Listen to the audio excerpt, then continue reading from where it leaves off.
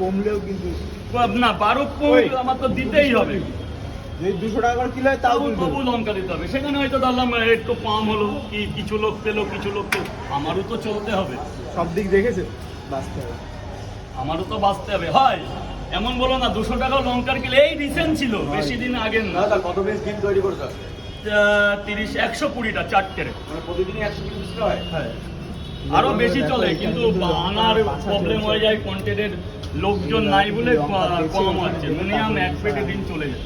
পরোটা তুমি যদি বলো রাজুদা 500, আমার প্রায় আরো 200-400 পিস পরোটা চলে। কিন্তু কালকে এই যে বৃষ্টি, তাই কালকে কটায় মাল বিক্রি হয়ে গেছে? 9:20 থেকে 9:30-র মধ্যে। বানাতেও তো কষ্ট হয়, বিশাল কষ্ট। তারপরে আমার মায়ের শরীর অসুস্থ, আমার ওয়াইফ অসুস্থ, যার জন্যে সংসারটা চলার জন্য যেটুকু পারি সেটুকুই করি। তাই বলে যে চলে না তা না। কিন্তু আমি কি বলতো দাদা, যে 1000 পিস বেচার চাইতে 500 পিস আরামে বেচলাম, কাস্টমারেরকেও টাইম দিলাম, পিছনেও তো একটু টাইম দিতে হয়। অবশ্যই অবশ্যই। কিছু বোলাগার আছে, তাদের টাইম দিতে হয়, তারাও আমার অত্যন্ত প্রিয়। তাই বলে দাদা সবার কাছে যে মাথা বিক্রি করতে হবে তা তো না। রাজুদা সুন্দরবন থেকে আসছি, কিছু বলো। কোথা থেকে?